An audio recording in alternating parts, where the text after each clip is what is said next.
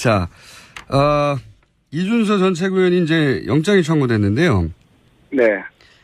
혹시 어떤 혐의로 영장이 청구됐는지 아십니까? 짐작 정도만 하시는 건가요? 그렇죠. 어제 저녁 뭐 일부 언론 보도가 있었는데요. 네. 아마 영장 내용을 일부 좀 입수를 해가지고 보도를 한 것으로 보여지는데 대략은 맞지 않을까 그렇게 추측은 하고 있지만 제가 영장 자체를 입수를 해보려고도 했는데 철저하게 보아니라 구하지는 못했습니다. 내용은 맞을 것 같습니다. 기자들보다도 이 정보력이 떨어지신 최고위원이신데. 그렇게 볼 일은 아니고요. 공적 시스템이 이제 문재인 정부에 와서 잘 갖춰진 거죠. 근데 이제 언론 보도에 따르면 물론 뭐 이거는 아직 공개된 것이 아니기 때문에 그 기자들 보도에 의하면이라고 해야 되겠습니다. 의하면 미필적 고의라는 이 네네. 법률 용어가 등장했는데 우선 미필적 고의가 뭡니까? 이것이 의심스러운 사실인데, 네. 그럴 리가 없겠지 하면은 이제 과실의 부분으로 가는 거고, 네. 설사 사실이 아니어도 그냥 고 하는 거야. 질러버리는 경우, 속되게 표현해서. 용인한다고 표현하는데, 그것이 미필적 고의에 해당합니다. 그러니까 아예 모르겠으면 과실이고, 예. 이게, 사실 아닐 수도 그런 가능성도 있긴 있지만. 근데 그래도 그냥 할 수 없다 하는 경우. 그렇군요. 그럴 경우는 미필적 고의다. 이 미필적 고의도 이 영장이 청구되고 발부되기도 합니까? 미필적 고의로 중요 사건들을 인정한 케이스는 매우 많습니다. 아, 그렇습니까? 우리가 이제 사람의 심리, 내심의 어떤 심리 상태를 사람이 평가하는 거기 때문에, 뭐 딱 떨어지는 고의가 없는 경우라도, 이렇게 여러 가지 종합을 해보면, 이건 충분히, 책임을 지울 만한 사안이다 하는 경우에, 미필적 고의 법률을 적용해서 유죄가 많이 나옵니다. 그렇군요. 그 이준수 전 최고위원 같은 경우에는 처음부터 끝까지 이제 본인은 몰랐다고 부인하고 있고, 유미 씨는 처음부터 끝까지 혼자 한 게 아니라 윗선의 지시를 받았다. 이렇게 대립하는 상황 아닙니까? 네네. 그럼에도 불구하고 미필적 고의를 적용하고 영장을 청구할 수 있고 그게 또 발부되기도 한다는 말씀이신 거죠?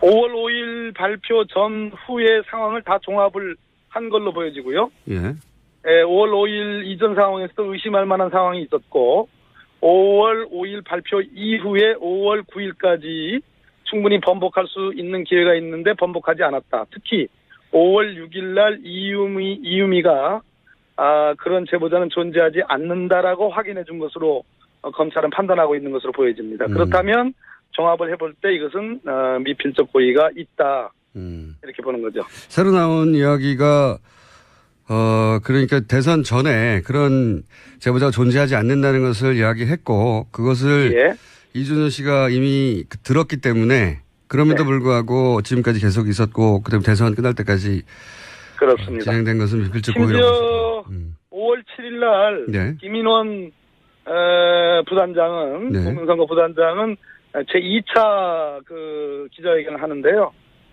그때도 분명하게 인정을 했습니다. 그러니까 분명하게 그런 제보자가 존재하고 이것이 사실이다라고 다시 한번 확인을 했거든요. 그러니까 그걸 말릴 수 있었음에도 불구하고 말리지 않았기 때문에 범죄가 성립된다 이렇게 봐야 되겠죠. 그렇군요. 이유미 씨가 고 기자회견 전에 존재하지 않는다는 사실을 밝혔음에도 진행이 됐기 때문에 그렇습니다. 그 존재하지 않는다는 사실을 이준서 전 최고위원이 믿지 않았거나 전달하지 않았거나 뭐 혹은 전달했는데도 계속 갔거나 뭐 여러 상황을 상정해 볼 수 있겠네요. 계속 갔다고 보는 거죠. 그렇군요. 그 동생도 영장이 지금 청구됐는데 동생의 경우에는 어떤 건입니까?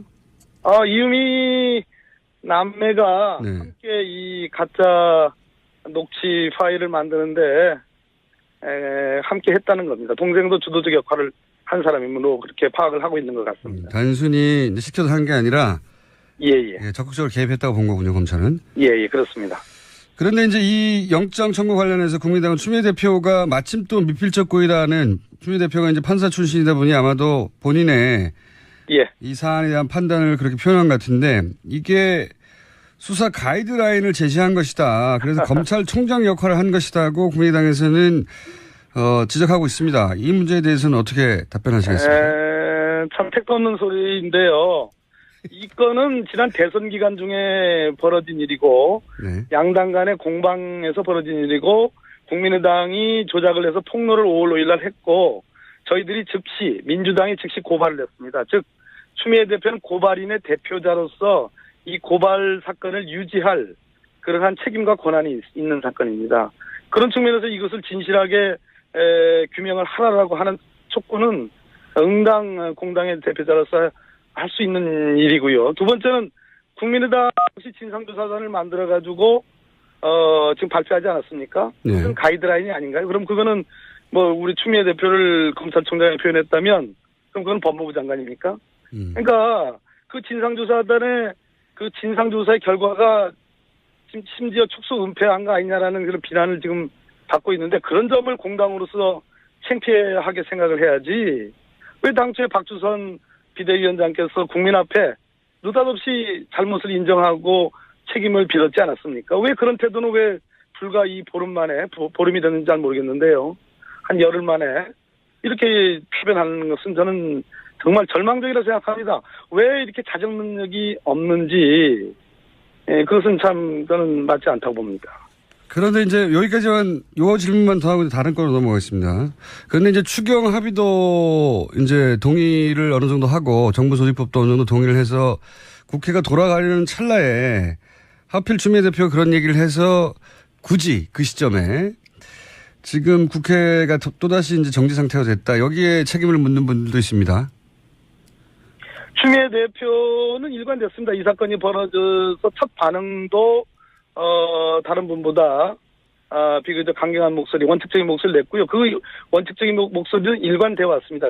아까도 말씀드렸듯이 고발 대리인이었고 고발 대표였고 본인이 이 건으로 무고 고발을 역으로 당했습니다. 본인이 직접 고발 당하셨죠, 참. 그렇습니다. 네, 당사자군요. 그렇습니다. 제대로 진상이 규명되지 않으면 추미애 대표가 오히려 형사 책임을 져야 될지도 모르는 그런 사건이 있는데 거기에 대해서 무슨 뭐 성불하신 분도 아니고 이건 뭐 응당한 성불. 당의 대표고 이것이 불거졌던 경위나 여러 가지로 봤을 때 저는 충분히 있을 수 있다고 생각합니다. 한 가지만 여쭤볼게요. 그래서 언론에서는 당내에 그래서 추미애 대표의 비판 목소리가 많다는 식의 보도가 있는데요. 또 정반대 보도도 있습니다. 그게 아니라 추미애 대표 발언에 힘을 실어주는 강경 목소리도 많다. 어느 쪽에 맞는 겁니까? 분위기가? 당은 당이고요. 당은 당이고 원내는 원내입니다. 가능한 한 조화를 이루어가지고 그러나 전략적 배분이라는 게 있는 거고요. 역할의 그 어떤 배분이라는 게 있을 수 있습니다. 그 우원식 원내대표님도 이 부분에 대해서 어제 이제 어떤 개탄에 맞지 않는 그런 목소리를 냈고요. 국민의당의 어떤 대국민 책임을 강조했습니다. 그런 측면에서 저는 강경이니 온건이 이런 이분법적인 그런 도식이 문제가 아니고 중요한 것이 아니고 원칙은 원칙이고 또 원내 협상은 협상이다. 이 수사 사건이 도대체 추경하고 무슨 1g의 관계도 없는 거거든요. 1g요? 예. 최고위원이 되시더니 비유법이 굉장히 늘으셨습니다. 네. 자, 이 건 여기까지만 하고요. 저희가 내일 국민의당 이야기를 들어보겠고요. 자, 지금 국정원 개혁발전위원회 산하 적폐청산 TF가 이제 시작됐지 않습니까? 네네. 이 TF에서는 어떤 건들을 다룹니까?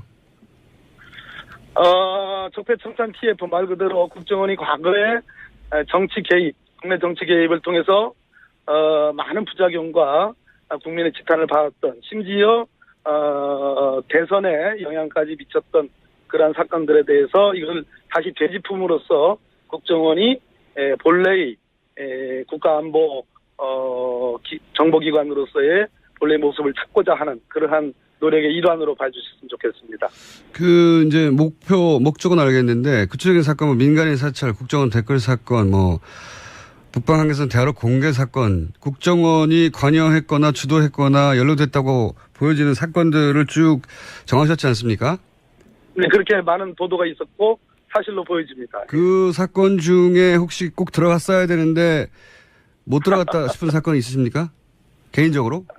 김원준 공장장님 지금도 충분히 많은 내용들이 지금 적폐청산 TF에 감찰 대상으로 올라가 있거든요. 네, 이것만 제대로 하더라도 예. 네, 대체로 충분히 과거 이명박 박근혜 정부에 있었던 왜곡되고 굴절된 국정원을 바로잡는데 필요한 그런 항목들은 다 망라되어 있는 것으로 평가하고 있습니다.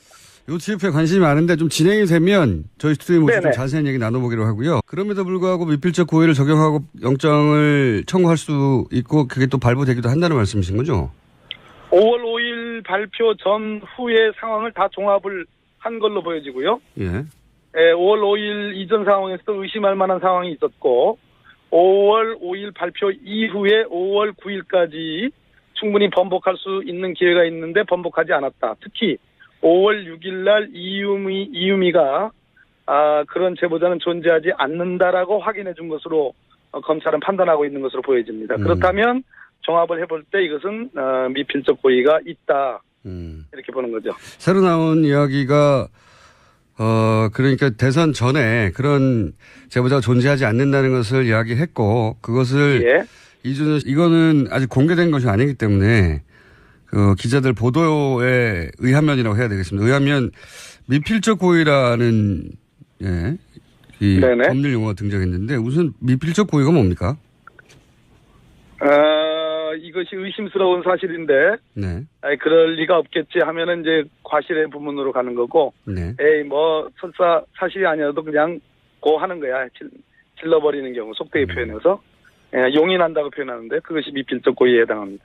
그러니까 아예 모르겠으면 과실이고 예. 이게 사실 아닐 수도 그런 가능성도 있긴 있지만 근데 그래도 그냥 할 수 없다 하는 경우. 그렇군요. 그럴 경우는 미필적 고의다.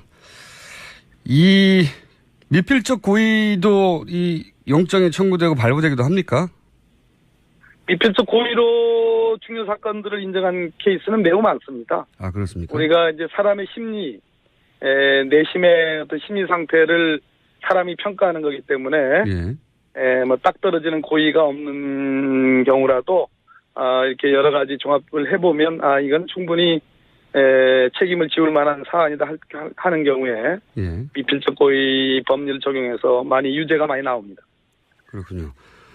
그 이준수 전 최고위원 같은 경우에는 처음부터 끝까지 이제 본인은 몰랐다고 부인하고 있고 이유미 씨는 처음부터 끝까지 혼자 한 게 아니라 윗선의 지시를 받았다 이렇게 대립하는 상황 아닙니까? 네네. 자, 이준수 전 최고위원이 이제 영장이 청구됐는데요. 네. 혹시 어떤 혐의로 영장이 청구됐는지 아십니까? 짐작 정도만 하시는 건가요? 그렇죠. 어제 저녁 오늘 일부 언론 보도가 있었는데요. 네. 아마 영장 내용을 일부 좀 입수를 해가지고 보도를 한 것으로 보여지는데 대략은 맞지 않을까 그렇게 추측은 하고 있지만 제가 영장 자체를 입수를 해보려고도 했는데 철저하게 보안이라 구하지는 못했습니다. 내용은 맞을 것 같습니다. 기자들보다도 이 정보력이 떨어지신 최고위원이신데. 그렇게 볼 일은 아니고요. 공적 시스템이 이제 문재인 정부에 와서 잘 갖춰진 거죠. 근데 이제 언론 보도에 따르면 물론 씨가 이미 들었기 때문에 그럼에도 불구하고 지금까지 계속 있었고 그다음에 대선 끝날 때까지 그렇습니다. 진행된 것은 미필적 고의라고. 5월 7일 날 김인원 부단장은 공명선거 부단장은 제2차 그 기자회견을 하는데요. 그때도 분명하게 인정을 했습니다. 그러니까 분명하게 그런 제보자가 존재하고 이것이 사실이다라고 다시 한번 확인을 했거든요. 네. 그러니까 그걸 말릴 수 있었음에도 불구하고 말리지 않았기 때문에 범죄가 성립된다 이렇게 봐야 되겠죠. 그렇군요. 이유미 씨가 고 기자회견 전에 존재하지 않는다는 사실을 밝혔음에도 네, 진행이 됐기 때문에 그렇습니다. 그 존재하지 않는다는 사실을